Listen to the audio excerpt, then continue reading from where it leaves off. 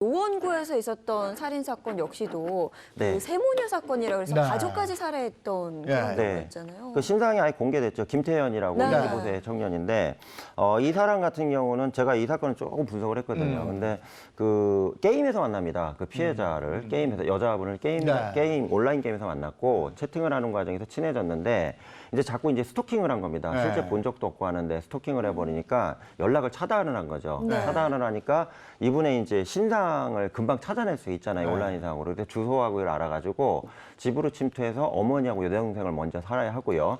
그다음 귀가 중이었던 그 온라인에서 만난 그 여자분까지 살해했던 사건이 김태현 사건입니다.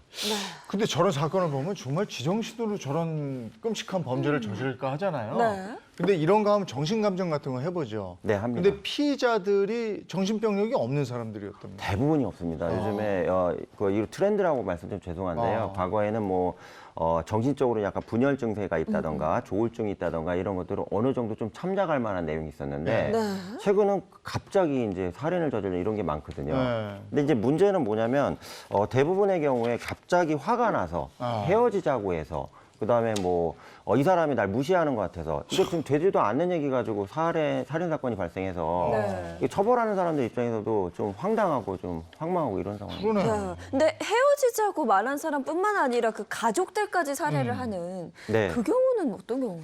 그러니까 이게 뭐냐면 그 간단하게 말씀드려서 그 사람의 전체 시스템 자체를 사회적 시스템을 그 폐기하거나 전부 다 이제 해체시켜 보려는 목적이 있는 거예요. 당신만 내게 파괴하는 게 아니라 당신 주변에 있는 사랑하는 예, 사람들까지도 사랑과 평화를 다 무너뜨리겠다 이렇게 생각하는 네. 극단적인 공격자들이 최근에 늘어나고 네. 있거든요. 이게 참 문제죠. 네. 그 이별 범죄로 인한 피해자가 어느 정도나 돼요? 이별 범죄 피해자가 이제 2009년부터 19년까지 11년간 확인을 해봤는데, 네. 그러니까 뭐 남편이나 애인이나 자우지간 좀 친한 지인들 있잖아요. 남성에서 살해된 분들이 975명이나 됩니다. 그러니까 1년에 평균 한 90명 정도씩 살해당했다고 보여지고요. 네. 작년 숫자도 엮입니다. 작년에도 93명이 비슷한 사례로 사망한 사례가 있습니다. 네. 범행 동기는 역시 이별했기 때문에 내가 네. 화가 나서 그랬다. 네. 그건 거죠. 그 가장 많은 거는 이제 화가 나서 우발적으로 이거고요. 두 번째는 이제 이별이나 결별을 요구하거나 다시 만나자, 재결합을 요구했는데 그거를 안 받아줘서 이건데 네. 문제는 뭐냐면 이거 가지고 살인을 했다면 처벌이 더 세야 되잖아요. 네. 그럼요. 말도 안 되는 황망한 네. 건데요. 근데 네. 법원에서는 범행 아시겠죠? 우리나라 형법 체계는 그 사전에 범행을 모의하거나 준비한 게 처벌이 세지 네. 우발적으로 살해한 거는 처벌이 약해요. 이걸 우발 범죄로 보고 처벌을 약하게 하는군요. 범행 동기가 없고 우발적이었다는 얘기예요. 그 말도 안 되죠. 그 이별 범죄 공통점이 뭡니까? 가장 중요한 거는 이제 거의 소수만 여성이 가해자고요. 네. 다수 절대 다수는 남성이라는 게 문제고요.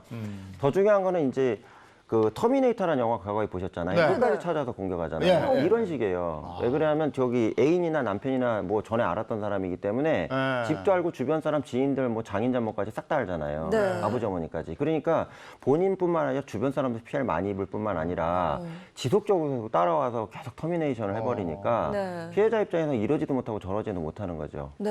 법이 좀 강력해져야 될 필요가 있어요. 아까도 보니까 뭐 집을 몇 번 이사했는데 끝까지 쫓아가서 그런 그러니까요. 범죄를 저질렀다고. 아무래도 만났던 사이기 때문에 그게 더 가능하지 않을까 싶은데 이 밖에도 또 어떤 특징이 좀 있을까요? 제일 무서운 건 뭐냐면 이제 그 온라인상으로 공격을 해가지고 그 저기 뭐라 그러죠? 사회적으로 상당히 망가뜨리는 이런 네. 성향들이 있고요.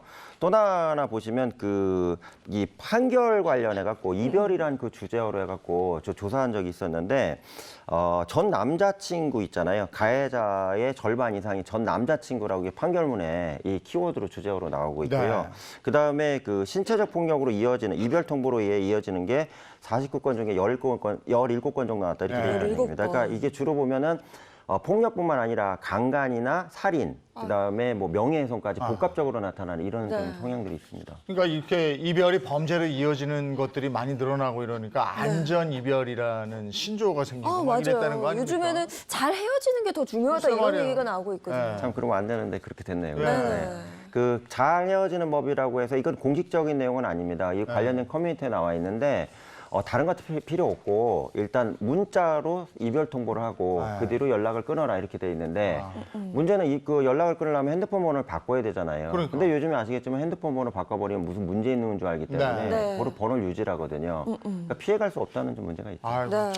그리고 앞서 잠깐 말했다시피 연인이었기 때문에 집 주소, 뭐 전화번호 이 사람에 대한 그런 사생활 모든 걸 알고 있다는 네. 게 굉장히 치명적인 것 같아요. 네, 그래서 제가 좀 다시 말씀드리지만 이게 그 외국 같은 경우는 이런 문제가 발생할 경우에 뭐 주민번호를 변경해 준다던가 아, 그래요? 핸드폰 번호를 변경해 준다던가 이메일 같은 거 변경해 주는 걸 쉽게 해 주는데 우리 같은 경우는 헤어짐만 정리하고요. 그 다음 상황 문제는 내가 지금 일상생활 그대로 하기 때문에 내 정보가 다 유출이 되고 있거든요. 네. 더 문제는 이제 뭐 택배 같은 데 보시면 자기 주소나 이런 것 적혀 있죠. 이걸로 확인한 스토커들이 많아요. 네. 그러니까 이런 것들 좀 보호 조치를 별도로 강구해야 되지 않나 이런 생각이 듭니다. 네. 이별 범죄를 예방하려면 어떻게 해야 될까요? 일단 그 스토킹 처벌법이 그 올해 시행이 됩니다. 올해 네. 10월부터 드디어 이제 통과가 돼서 처벌이 되는데 아시겠지만 이전에는 전부 다 경범죄 처벌법 안에 집어넣어져 갖고 10만 원 이하의 과태료로 끝났거든요. 네. 지금은 3년 이하의 징역형 또는 3천만 원 이하의 벌금형인데 네.